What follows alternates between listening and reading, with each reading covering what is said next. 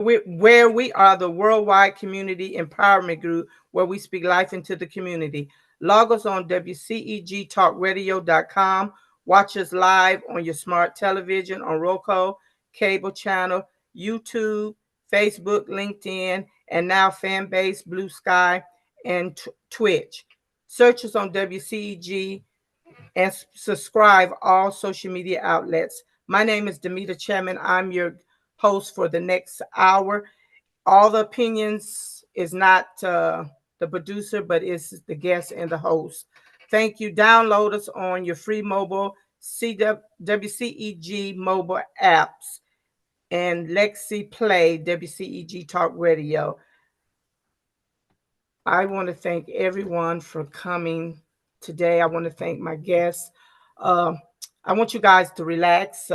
We got two that's running for council in Fairburn that has, I don't think, never did the politics. We got Dontaye Carter that has been in the political game. I want to thank you. So, Dontaye, I'm going to make you the last speaker. I'm going to go to my guests first. So, try to give me 1 minute of who you are and your name and so forth.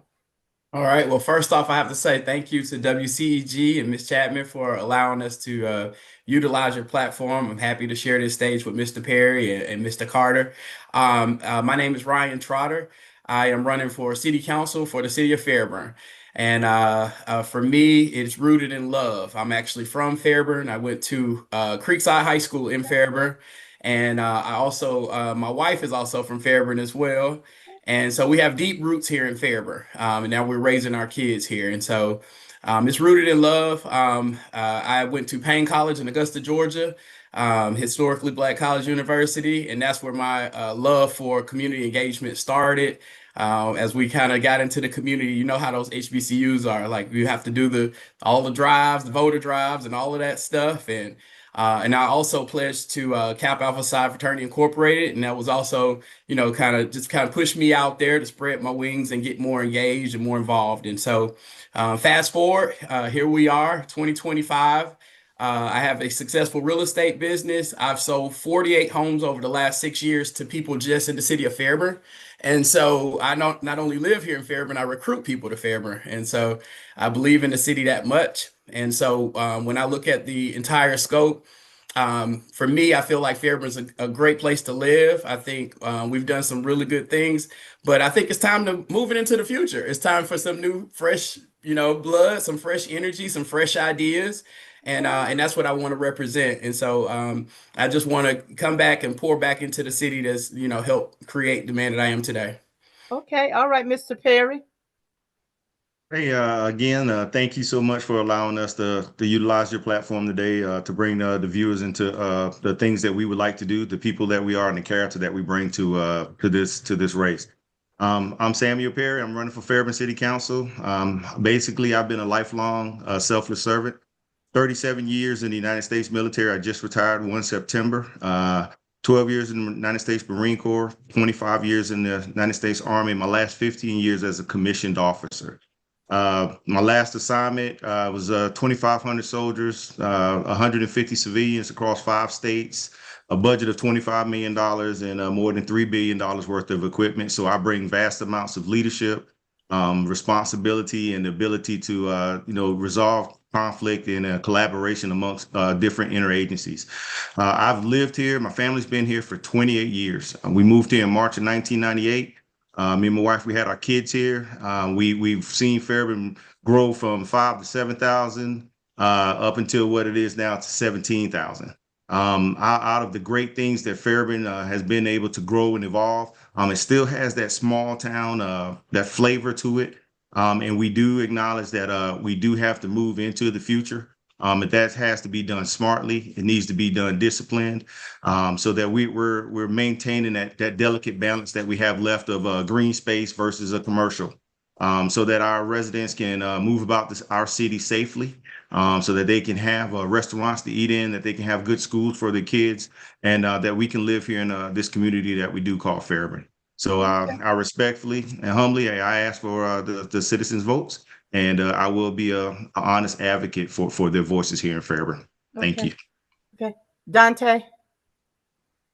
Oh, thank you so much, Ms. Chapman. Thank you also for having us on here. My apologies, we're running behind, y'all. It was my fault. I'm so sorry. So sorry. My name is Dontaye Carter, running my second time to be mayor in the city of Sandy Springs.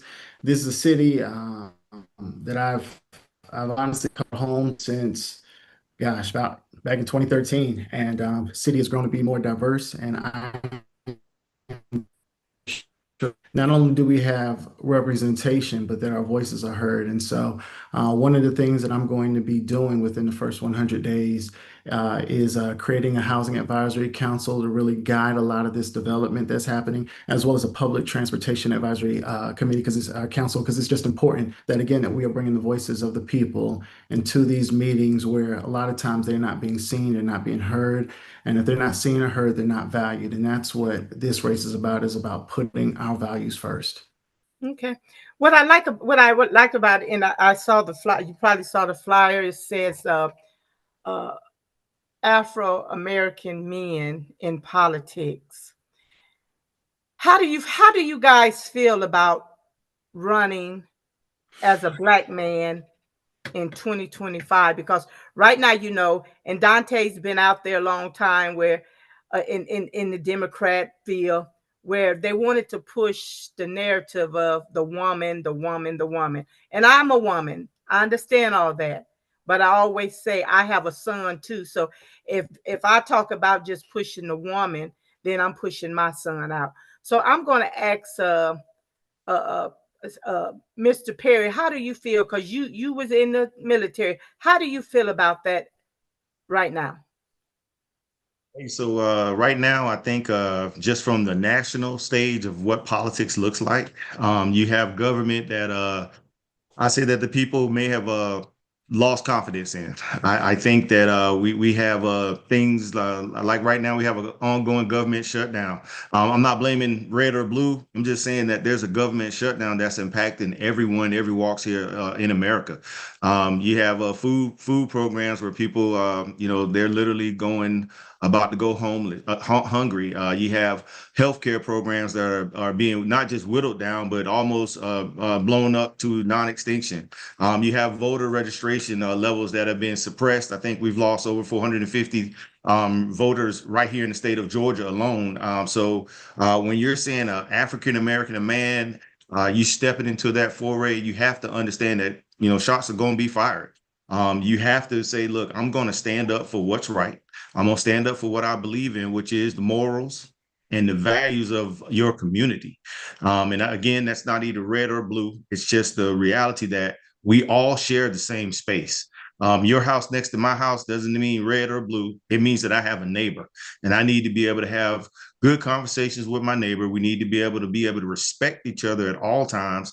And as an African American man, I'll never take anything away from our sisters. They are just as educated, if not more intellectual than we are. But I do feel that me personally, I won't speak for the entire African American male race here, but hey, I feel that I can bring my gravity, my leadership to this situation, to this area here in particular, and use it as a springboard and a platform so that I can help our community in Fairburn. Okay. Thank you. Okay.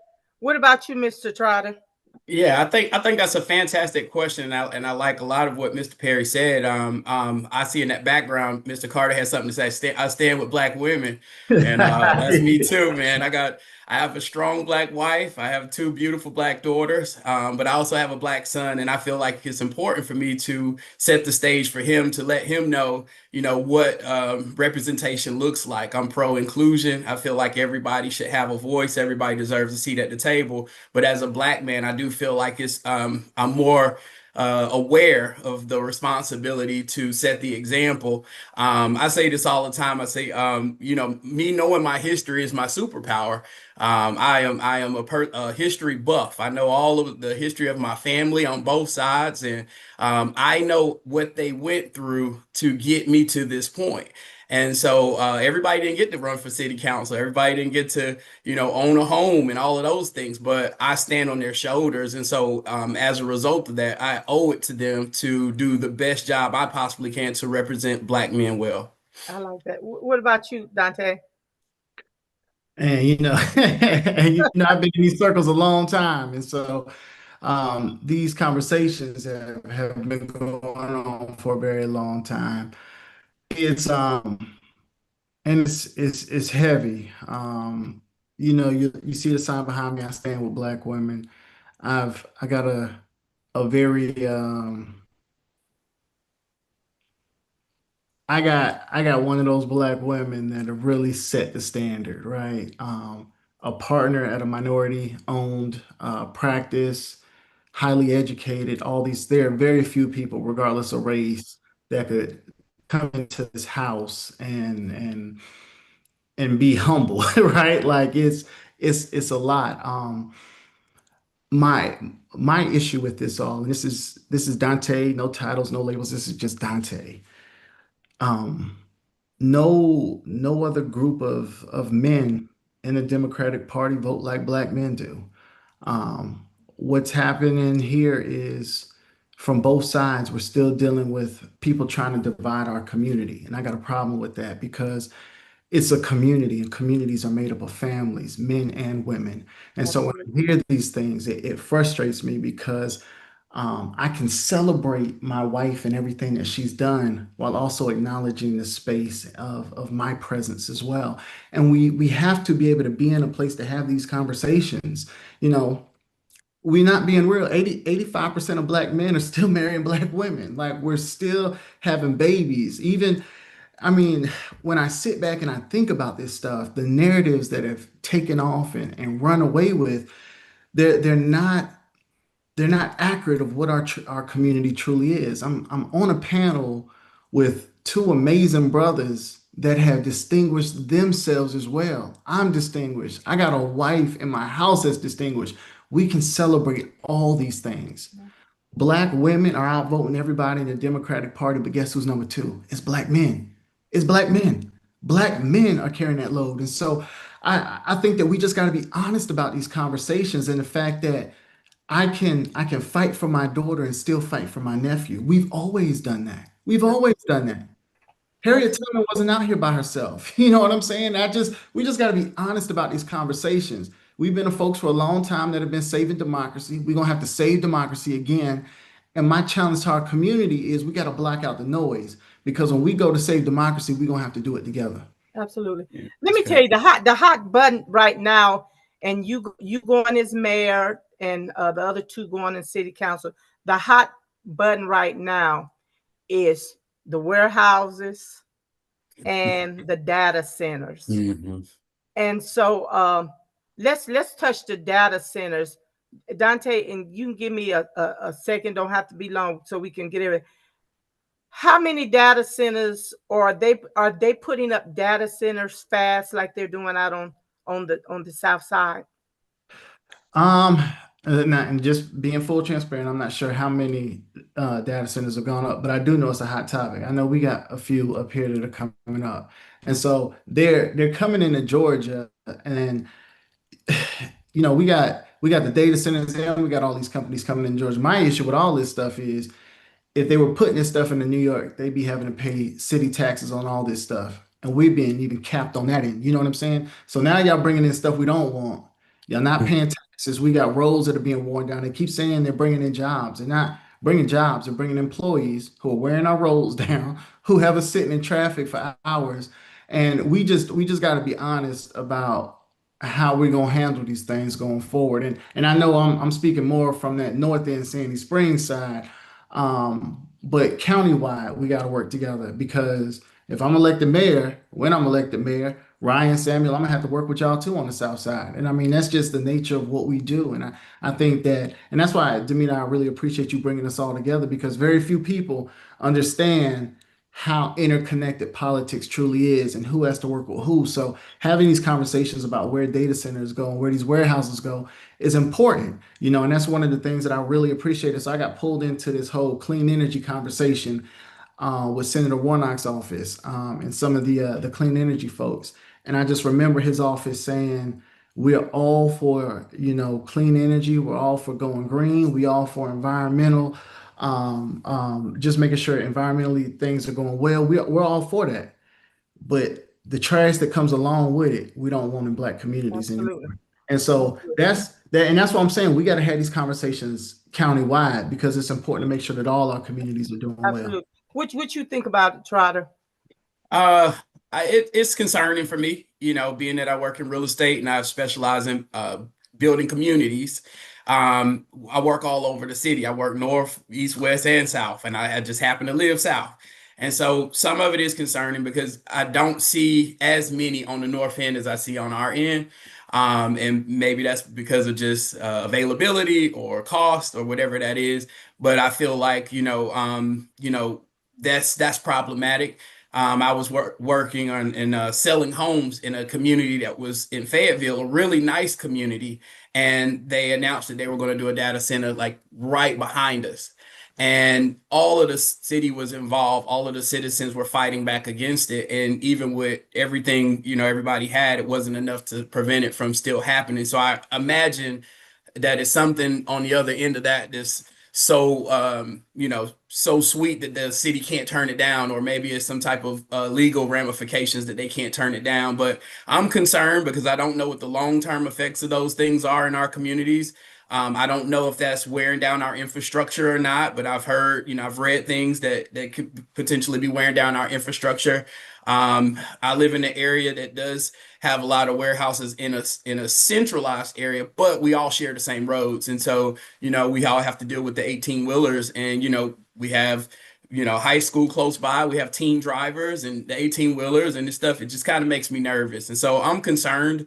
I feel like, in the conversations that I've had with people who have been in the seat that I want, they talk about all of the challenges that they face, but I also feel like at a point people start giving up and just saying, hey, it is what it is. And I think that's why it's important to bring in fresh new people that's like, hey, you might be tired, you ran your race. Okay, pass the baton, let me go, or let's let Perry go or let somebody else go so that we can fight that fight on the behalf of our citizens.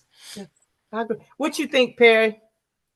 So 2000, 2005, I probably start showing my age when I start saying some things, but I was with AT&T at the time, and we set up a huge campus up there for about 10,000 employees up there, including 2 data centers. And then that 2 data centers expound into, I want to say 3 or 4, and that was off of Windward Parkway. And that was just right when North Fulton County was just exploding. As we moved employees out there, we could see the traffic get worse every week as we moved an additional 150 to 200 workers out to that area. We saw that traffic just get worse. And that was just getting to the exit. And then you got on 400 going down to, going back to the south side. Bringing that closer to home. As Ryan has said, here in Fairburn, we do have an industrial zone where we put most of those large industrialized warehouses. The data center, and to my understanding, from what I've researched, we've capped it here in Fairburn so that we don't want any additional here. I believe there's on the ballots for 3 additional warehouses to come down this way for 188 acres is what I keep seeing on social media. But the amount of electricity that those places use, the amount of water that they use thousands of gallons of water an hour to cool those servers, to cool all of those computers and all of that equipment that they have there. So you're bringing in a tremendous influx of energy, tremendous influx of water that's not being going to the use of the residents. As already has been touched on, the use of the 18 wheelers, bringing that warehouse equipment, all of those logistics here into the community, they do impact traffic negatively. They do negatively impact the roads. I think in research, we here in Fairburn, I believe we're looking to try and open an additional exit just for the 18 wheelers so we can get that traffic off of our main exits where our residents come, and we can maybe funnel those 18 wheelers on one specific road, and then they can access that industrial zone from that way. But the impact on our community, again, other than whatever tax dollars or corporate monies that we receive from it, I just like to see it stay away from the residential areas so that we can maintain our green space, our sidewalks, our street lights, hiking trails, so that the quality of life for our residents here in Fairburn, it remains all-time high. Okay. Can I add one more thing to that? Yes. Yeah, I just wanted to add this. Like Fairburn, we are landlocked. We're surrounded on each side by another city, and we don't. For the average resident, they don't understand like the planning and the zoning and how everything comes into play.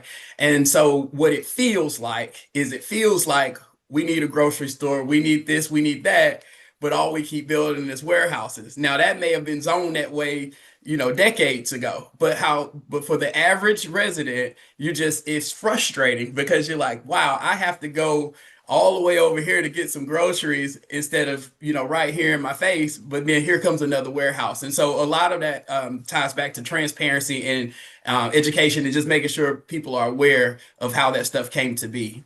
Right. Now let me ask you, what when and Dontaye, you're I'm gonna say you're on the north side, these two gentlemen on the south side.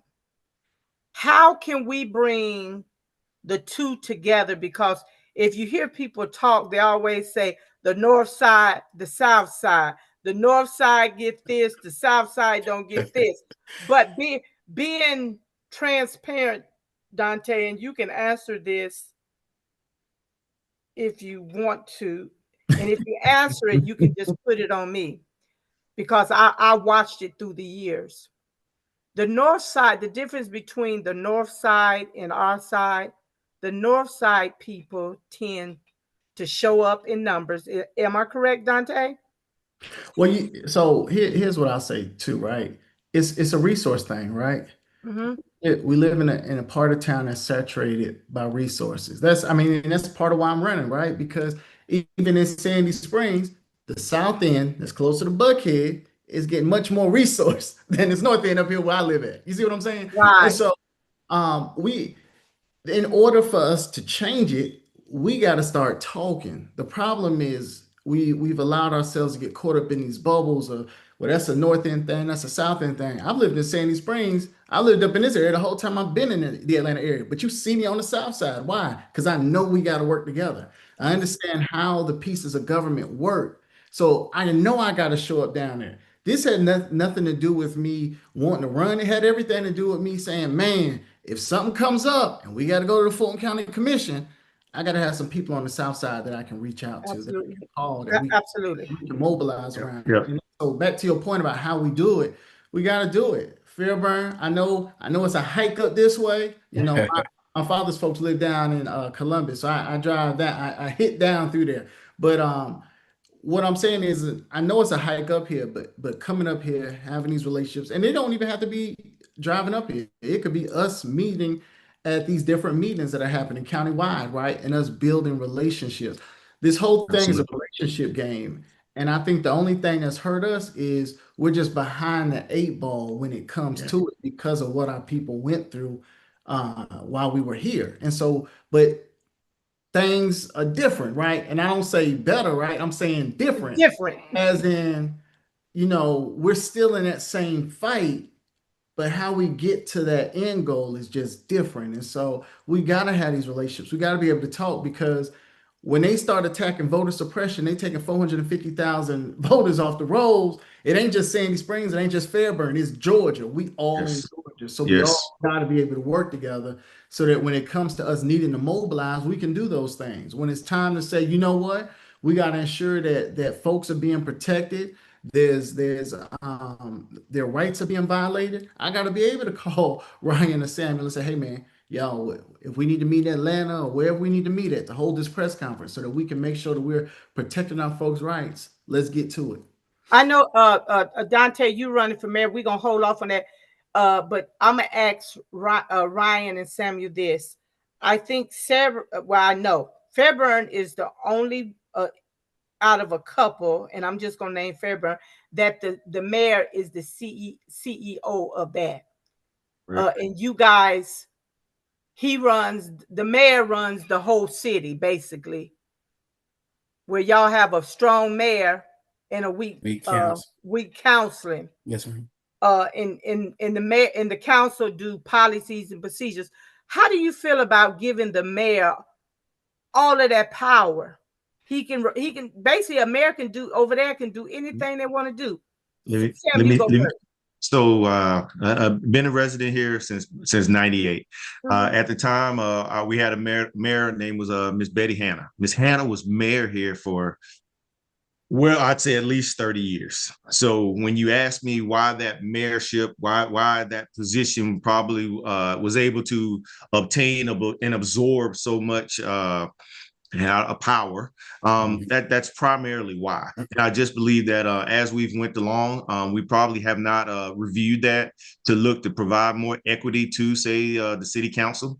But what I can tell you is what the group of us that are running, the candidates that we have, we all have a really high, I'd say, rapport with each other. And I do feel that no matter which candidate, I'm not gonna say matter which, me, but uh really we were looking to band together. We're looking to work together so that we can have the conversations in support of the mayor's agenda, of course, but also most importantly on the voice of the constituents, the people, the residents, so that if there's a reason why they don't want I don't know, a nightclub in their community, I think that the people that nightclub's supposed to go to, they should have a voice. They should have a decision whereby we should take that to the city council. Hey, look, these people over here, they do not want this a nightclub or entertainment district in their area. I think that has to happen. And again, I'll say that coming from senior leadership positions, I understand that right now, we're campaigning. There's things that we think that are great ideas. When we actually get in that seat, okay, that probably reduced by 50% immediately. And then there's probably only about maybe 20, 30, 40% of that we can actually impact, that we can actually do. And I'm just looking forward to put my hands in, getting them dirty. Getting to the work, reviewing the materials that we receive from subject matter experts on how we can best move the business of Fairburn forward. I like what you said, and I'm gonna go try.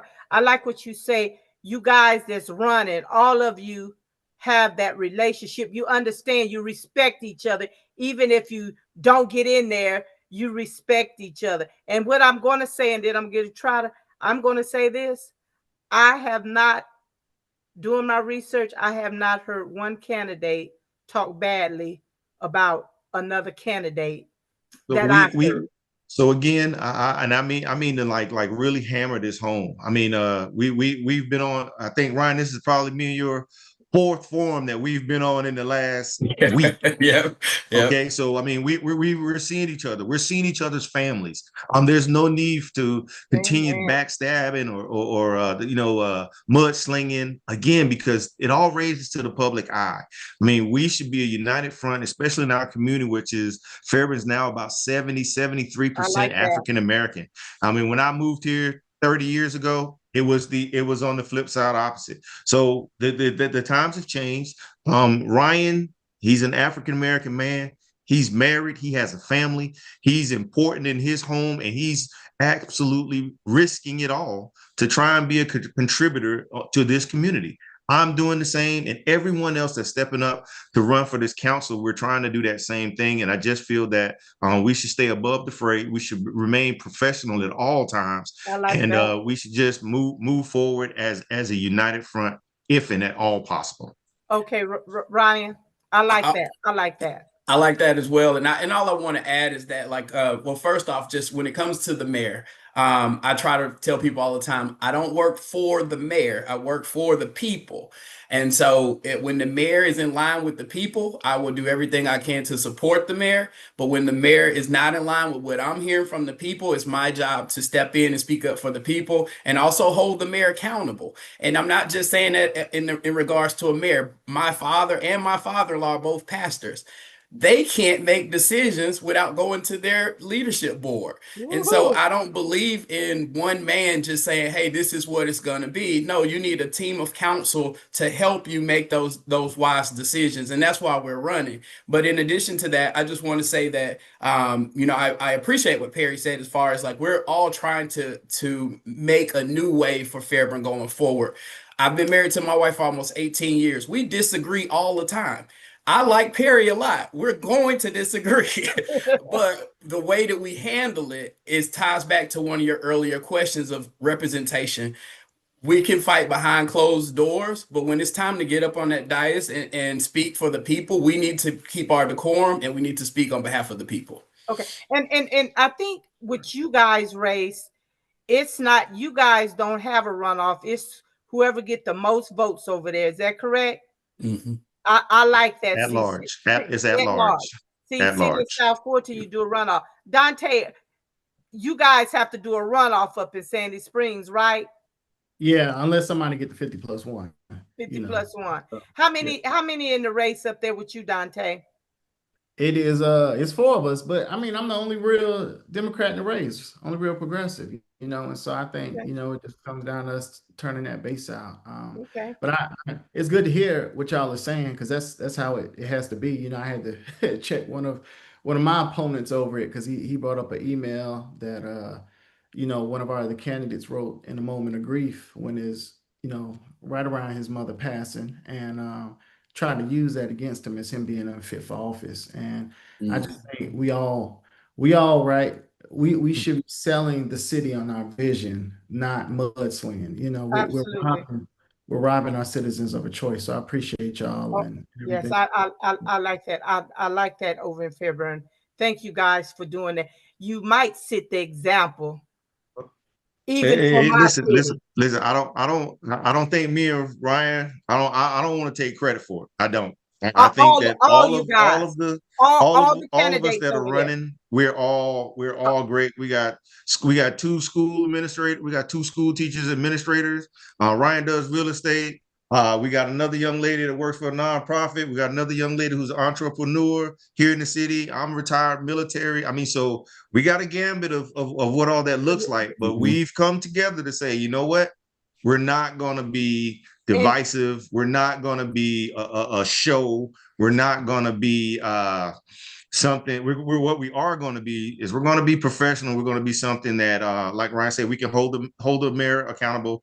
But above all, we need to continue to move the business of Fairburn forward.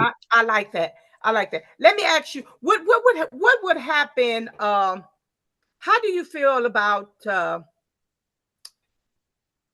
Do you think? And I'm gonna start off with Perry, and it's just I want a yes or no. Do you think city leaders should be elected officials should be in the business of delivering food that the nonprofit should do? When you say delivering, are they Okay, delivering? handing out food. Do you think city council Nah, people? if hey, look, Be honest with me. Just be honest with me. I don't like the misperception that it might be coming from me, hey candidate, if it's supposedly coming from the nonprofit. But what I'm saying here is, in today's time, right now, we're getting ready to come up on Thanksgiving, where don't have food. They're going to miss their SNAP, EBT, all this good stuff. Mm-hmm. I just did a food drive down the street here at the church 2 weeks ago. I'm telling you, there are people that are hurting, Oh yeah, and it's not going to be 2 months from now. I mean, they're hurting right now. today. So if you were my elected official and Dontaye, you showed up saying, "Hey, y'all can come on down here and y'all can get some canned goods, some toothpaste, some underwear, some socks," and my family was in need, I thank you, Dontaye. But the affiliation, if it's not Dontaye that's doing this and this is a nonprofit and he's just stepping in there in front of it just to get the little political shine to it, I don't think we probably should do that. I think probably should be on its own merits. If Mr. Dante's got a foundation that he set up and they're doing a food drive, they're doing that, then by all means do that. If it's a nonprofit organization, a Trotter nonprofit Food for Fairburn, we're gonna remember that, Ryan. Food for Yeah. Fairburn Foundation. Well, then I believe that the Food for Fairburn Foundation, and if Ryan happens to be there, hey, he can give out food there at that time. That's my answer. Okay. What you Yeah. think, Ryan? I think it's a slippery slope as well, just depending on the angle. So if it is like you're passing out city resources and you're doing it from your official capacity, but say you're running, then that does look like I'm doing this for you. I think it should be in the hands of the nonprofit, and everyone should get an invitation. That's something even we've seen with these forums, is to make sure that, hey, okay, we want to do a forum, but everybody needs an invitation. Let's make sure everybody's invited. And so if this nonprofit is going to take the lead, everybody make sure they get an invitation. Now it's up to you if you want to show up or not. But we should at this point, from our capacity, we should be coming alongside of the nonprofits, because they're going to really have to step it up. Like Mr. Perry said, the SNAP benefits, all of that stuff trickles down. When people are hungry, that crime increases. It's a lot of things that comes along with that. And so if we're not being able to get that money from the top down like we're expecting, we need to be reaching across to each other for resources and trying to help each other. So yeah, I think that's an interesting question. I had to think about that for a second, but I can see how that could be viewed in a negative light. Okay, Dontaye. Yeah, I don't think my opinion differs much at all. It's, because I think it's the context of how this food is being given out is just super important. But when I look at folks like Wes Moore, the governor of Maryland, and how when 15,000 Marylanders lost their federal jobs, he stepped in to make sure they got them. It's kind of like just the context of how do we meet the needs of our people in a way that's going to work for them. And so it's, I don't know, man. We coming into, it's not uncharted times, but I think it's uncharted from what we've been accustomed to in the past. And I think that this is why the role of leadership is going to be so important, because we got some tough decisions that are going to be made down the road. And if the person that is charged with making that decision doesn't see folks, doesn't hear them, doesn't value them, Mhm. they're going to have some decisions that are going to be made that are not going to be in the best interest of the community. And I think for me, that's what what scares me to death. When I look at what we're up against on the federal level, the state level, and knowing that the backbone of not just defending democracy but defending our communities is going to come down to these mayors and city councils. That's the thing that kind of keeps me up late at night, because we are going to need people of courage and character to be able to step into those gaps. Absolutely. Let's talk about the infrastructure, especially well, I know they're building a lot over on in Sandy Springs and Fairburn. How do you feel about putting up all these houses, but yet just look at 92? You got two lanes. Creekside, Cleveland Creekside High School is chaos. What do you think about this infrastructure? Do you think the builders should step up and handle some of this infrastructure instead of the council people approving all this stuff and then the builders just gone? What do you think, Yeah. Trotter? Yeah, that's near and dear to my heart. Is that one of the things that I observed in my 10 plus years of real estate, is that the quality sometimes differs depending on where the home is being built, even if it's the same builder. And that's heartbreaking, because like, well, why don't you maintain your same level of quality no matter where you go? And unfortunately, that's a reality. And so what I feel like we should be doing as council is holding these builders accountable. And they've successfully done that. I saw it done in the last with the current administration. We had someone that wanted to come in and do some townhomes, and they had a astronomical number that they were looking to do, and the council pushed back and reduced it down to single family homes, and then made sure the single family homes matched the character of the surrounding community. We also had townhomes that we couldn't stop. It was zone commercial. They switched it, and some townhomes wanted to come in, but what we were able to do, or what they were able to do, was make sure that they had brick front facades and two-car garages and things like that that actually look good and mirror the community. And so I think the buzzword of the day is smart growth. So you want to grow. We get people sometimes that move from Sandy Springs and they want to come to Fairburn. They tired of being up there in the city. But we want to make sure that we're growing the right way, and we're also maintaining our charm. But with the infrastructure specifically, builders are responsible for impact fees. So there's a percentage or an amount that they are supposed to contribute based on what they're building and what they estimate the cost to the city is going to be. And so those fees are supposed to be used for the roads, for the sidewalks, and for the things that the city needs. It can be used for green space, parks, stuff like that. And so we want to just make sure that those fees are substantial enough to contribute back for what they're doing. And then in addition to that, I just want to tie one thing back to something you asked earlier about what can we learn from each other. I think where Sandy Springs, where Mr. Carter is, they have done a masterful job with mixed use development, and they've had some things that they've built in tight quarters. So even though we're in Fairburn, we're landlocked in our downtown district, we have to get creative with how we're going to build to not, to not overstep, because we still have to have parking, we still have to have other things. So I do feel like even being in Fairburn, there's a lot that we can learn from Sandy Springs. Okay. Perry, what you think, Miss Perry? Hey, again, the infrastructure here, I'll just say it like this. Our city goes back over 100 years. So there we got lots of pipes that definitely need replacing, probably potentially be getting ready to leach lead or things of that nature. So the minute you say infrastructure improvement, that means taxes go up, and nobody wants their taxes to go up. So Fairbairn's already the current administration, or they've already started with ensuring that all developers that come in here, they bury all the power cables, they bury all the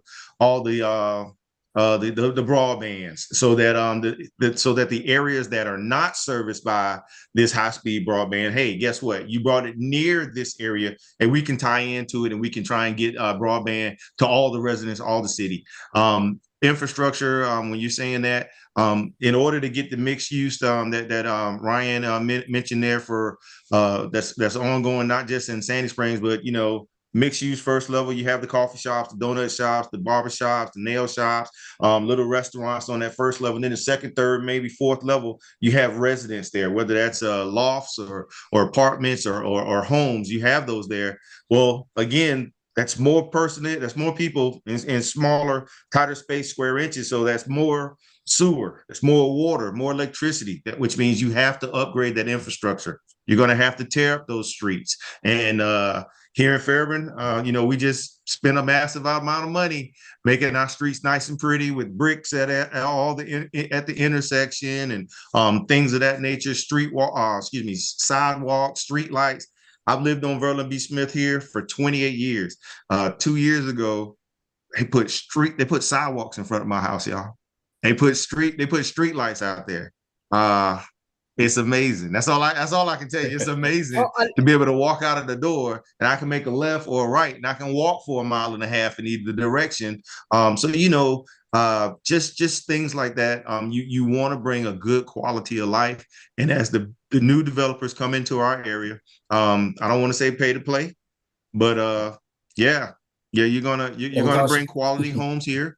We should expect quality materials, quality workmanship. And we should expect that when Ryan brings these people in through his real estate business, we can have quality residents that afford a good life, a good work, home life here in Fairburn, and that's really my outlook on the infrastructure. But for taxes, nobody wants the taxes to go up, so the developers are going to have to play their portion, and also on the city side, we're going to have to devote some tax dollars to improving the infrastructure in the other areas of the city as well.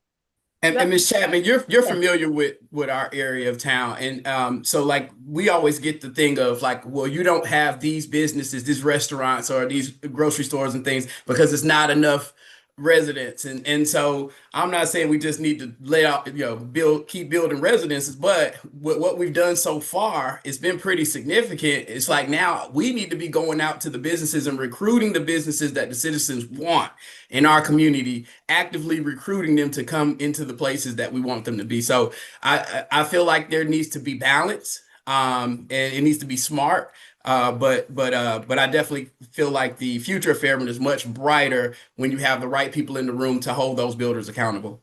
I've seen a lot go over there on Fairburn since I've been here. A lot. I mean, the growth, and it's beautiful. Before you go on, Dontaye, and to your question, I hear people often saying what we need to get. We need a Costco's. We need a Trader Joe's. We need all of this. But Dontaye, as you running for mayor and you guys, surveys be taken. Am I correct? Mm-hmm. And Mm-hmm. if those surveys say that these things are not going to sustain in these communities, then they don't come here. Is that correct? Yeah. Well, and I think, piggybacking off what you said, I mean, I just think in general, what is the survey of the people saying, right? The people are saying everything is too high. Utility bills are too high. Everything is too high. And things have gotten too high because it's our residents footing the bill for everything, for all the development, right? And back to holding our developers accountable, I think we gotta, within our own shells, right? We gotta stop competing with the idea of what Atlanta is and figuring out what our community is and making sure. And that's why I kept Say saying, that again, please, Dontaye. Yeah. no, but it's just important for me to make sure that we're bringing voices to the table, because the reason why people are moving out of Atlanta is because that's not what they wanted, right? Things got too expensive. They got too this, too. So people move places where they want to be. And so if we want to keep people there and keep them happy, we got to ensure that what we're doing matches what their expectations are. And that's not what's happening, which is why folks from the federal level to the state to the local level are disgruntled. My taxes should never shoot up 33% in 6 years because all this development has come into the area. And instead of us making sure that these developers are paying their fair share, I got to foot the bill, right? Meanwhile, the thing that we like to call the city budget is doing this, right? It's getting bigger and bigger and bigger. And I get it. It allows them to do things with their money that they haven't had to do, or that they want to do that they haven't been able to do before. But my whole thing is, at the end of the day, right? These cities don't last without who? People. That's it. This all comes down to people. Communities are based off people. They're based off families. And if they're not happy, everything stalls. And that's what we're facing. We've been facing for a long time the stalling of development in our north end. And they keep saying, well, it's because of this and it's because of that, and finances here. No, no, no, no, no. You're fighting against the will of the people. And you don't even realize it. Now let me. Uh-huh. And you said this, Dontaye, and Perry been over in Fairburn a long time, Mm-hmm. and so Trotter. When I moved out here, majority of the people moved out here in Fairburn, in the city of South Fulton, because they wanted that the trees and all that stuff. But then you get folks that don't want to listen to the will of the people, I could say, or you get with these developers and you get people on leadership. I don't care what the people say. This is what we're going to do. I heard people over in February say, look at where all our trees at. Where's all our trees? If Dontaye or Rian or Samuel wanted that rural look and didn't want a paved street, I shouldn't have to force a paved street on them when that's what they moved out here for. Because you got to realize, Dontaye, I'm not for sure about Sandy Springs, but I do know Fairburn and where I live, you have people that ride horses. Yep.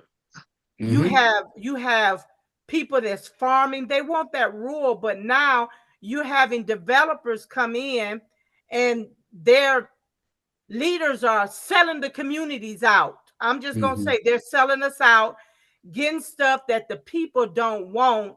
And then 9 times out of 10, when these elected officials, after they get done selling us out and they don't be around no more, they probably going to be gone and we're stuck with all the mess. Yeah. Do you guys agree with me? Yeah, absolutely. I so agree with you. Again, I said I've been here 28 years. Mhm. Less than a mile from here, there used to be a small horse farm where you could take your kids. You knocked on this guy's door. He had little ponies out there in the yard, and you could let your kids ride on a little pony. About another mile down the street, not a mile, probably half a mile. Big fields with cows, horses, goats, trees. I mean, the lakes. There's lakes galore around here. Mhm. I bought my house. I got over 2 acres here. Uh, the subdivision Ryan lives in that we had a forum in on Saturday. I was at the city council meeting when the gentleman sold it, and before he sold it to the developer, he asked for it to be rezoned from AG to R1. At which time we were like, wait a minute, R1, what's about to happen here? Then they sold it to the developer, and I don't know whether it's 1,200 or 1,500 acres later, we have a 1,000 home golf community course in my backyard. Literally, I can walk out of my backyard through about 100 feet of trees, and I'm in their subdivision, someone's backyard. I understand that, growth happens, progress happens, but I do think that we should be really, really careful as to how that growth proceeds along, because you don't want to alienate all of the people who moved here for the trees, who moved here for the hiking trails, who moved here for the quiet and the peacefulness. Some folks might like that they know their neighbor. They might like that they know their neighbor, or they can go to a school, Creekside included, where the PTA meetings are attended and the parents are vested in the educational outcome of their children. Evelyn C. West, my kids went there. When I say it's a magical school, it's a magical school. I mean, everyone loves it. The PTA meetings are packed. Everyone's engaged. So, the kids learn and they want to learn, and that transfers over to middle school. But again, in this community, I just think, even with the mixed use, how that design looks on downtown Main Street, I think we just need to be real careful with it and say, okay, this is what we want to do. This is the direction we want to go. But we don't want to lose all of that small town rural flavor. And we need Fairburn is one of the top 10 cities in the state of Georgia with regards to public safety. I mean, we have a safe community, and I think our people they move here for that. Mhm.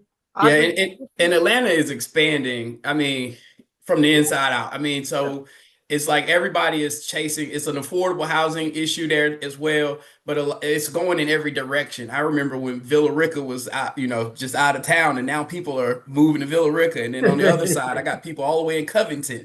Cartersville used to be like Tennessee, and now people are moving to Cartersville from Atlanta. And so there's a bigger issue at play, and I think it ties back into your earlier question around how can we work with Mr. Carter, and the conversations that need to be happening is how do we maintain this our who we are, our integrity of our cities, grow smartly, but not allow it to just take over and consume who we are. So there's a lot at play there. Well, and come on, Dontaye, we got 7 minutes, and I might come do a round table with y'all before you. But no, and I think Ryan probably knows this better than anybody right now, right? People want what they want. That's just the reality. They want what they want. And if they got to go to Villa Rica to get it, they're going to get it, right? People want what they want. And I just think it's important for us, as those running to be an elected office, to bring those concerns to the table. Because we're like, yes, Atlanta's expanding, but here's what I know. 60% of the new development in Atlanta is full. That means 40% is still empty, right? 40% is empty. Where's the 40% of people that should be moving in here to this stuff that they say everybody wants? Where are they going, and why aren't they there? I know why I moved to Sandy Springs, right? In Sandy Springs, you have 3 intergenerational conversations taking place, right? You got the group that founded this city that wanted to be annexed off away from Atlanta, right? You got those of us who moved up here to be closer to what? To what we were told were better schools, good schools, all these things, right? And then you got a third group, right? That's formed because of, Sandy Springs now has more corporations here than the city of Atlanta, right? So now you got all these people who are fighting to be what? Within proximity to their job. So you got three different conversations that are happening here. It might be more than three, but I'm just talking about the three that I hear a lot. Three conversations that are happening, and meanwhile, well, here's what I know. If they move in here for a job, right? And the way things are moving right now, how long they gonna stay, right? You move in here for a school district, you're gonna be here at least 18 years, right? If your child is born in the city like mine was, you raise them up. Once you get them off to college, you'll figure out, are we gonna downsize? Are we gonna stay here? That whole conversation is gonna take place. The problem that I think this metro is facing is we're not having these conversations. We're not. We're allowing developers to come in, they donate, they write maxed out checks. Yeah. These That's how it candidates take the maxed out checks and they execute their plan. Meanwhile, folks are like, well, what happened here? What happened there? Yep. This issue of housing runs through city council and the mayor nationwide. And this is not a presidential issue. It's not a governor's issue. It's the mayor and city council. Yep. And that's why I say it's on us. We got to bring these 5 voices to the minutes. table. Dontaye, since I'm gonna give me 30 seconds of your closing and how people can reach you. You can put it in the chat. Yeah, I just want to thank y'all so much for tapping in, for joining us. Listen, if there's anything I can leave folks with is this. There are no do-overs. There are no do-overs. Whatever happens on November 4th is going to be it for the next 4 years. It's going to be it. So if you sit it out, I just want you to know whatever happens on November 4th is going to be it. And you'll have to wait 4 years to fix it, right? So we just need to understand how important these elections are. The people that get elected into these next positions, into these positions, they're going to dictate what your city is going to be for the next 7 generations. That's what type of a fingerprint they are going to have on your city. So if you want that, keep that small town feel. If you want mixed use, whatever you want, it's on the ballot right now. And so I hope that y'all take it as serious as we've taken campaigning and making sure that you are making sure that your voice is heard at the polls. I'm Dontaye for Mayor on every platform. DontayeForMayor.com is my website. And I humbly ask for your vote on November 4th. Thank you. Thank you. Rian? Yeah. What do you say after that? I couldn't agree with him more. I would just say that, if you're like me, sometimes when you turn on the news, it's frustrating because you see all of the things that's happening across our country. You see the things that's happening at the top of the house, and you have very little impact. But when it comes to the local level, this is where it's at. You have somebody that you can actually reach out to at trotterforfairburn.com and express your concerns, express your grievances. You have people that can actually get out here and do things within your school systems, on your street, with your residences that can actually impact you in the moment. And so we cannot miss this opportunity on November 4th. I know there's not a president on the ballot, and normally the voting drops off, but this election is as important as any, and I just want to encourage everyone to please get out and vote. Again, trotterforfairburn.com, and just let your voice be heard. Thank you. Thank you. Mr. Perry. All right. So I believe that transparency, it begins with accountability and civic engagement. We have to have the citizens' involvement, and we have to hold the leaderships that we have there at the local level accountable for their action. That leads to transparency. I believe for Fairburn, we need to look at the legacy that we have. We need to ensure that we continue to define our vision for what today and what tomorrow is. I know we already have comprehensive strategic and economic development plans that are in place. We need to see those through, make the adjustments that we can as we move forward, based off of what the citizens want, and also, the taxpayer, the generating revenue, how that looks. But we need to maintain this city's good credit rating, because that affects our ability to borrow money with bonds. We need to maintain the grant acquisitions and the public-private partnerships so that we can continue to develop the things that we want for our community here in Fairburn. Also, just that long-term financial health for our city so that we remain a vibrant and definitely a location of the desire for residents to move here, and more importantly, to stay here. As I often say, look, there's a difference between campaigning and governing. What we're doing right now, we're campaigning. I guess this is campaign season, so this is the talking season. Once you get into that government seat, hey, that's when that leadership has to step forward.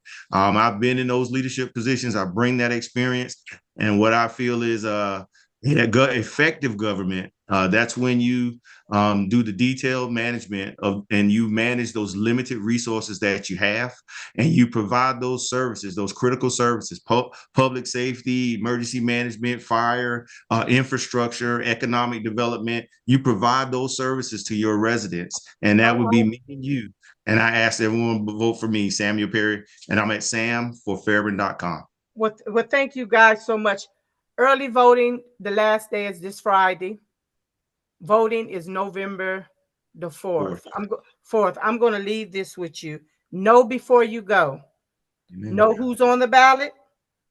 Know what is on the ballot. Know when to vote. Know where to vote. This depends on us now. Whatever you do November the 4th, we got to live with it for 4 years. Thank you guys so much for coming. I look forward of watching you guys, and I'm gonna watch you guys too. And we're gonna see who I'm gonna call and say congratulations to November the 4th. Thank you. You have a good day. Thank you for coming. You guys keep on doing what you're doing. Thank you. God bless. Appreciate meeting you all.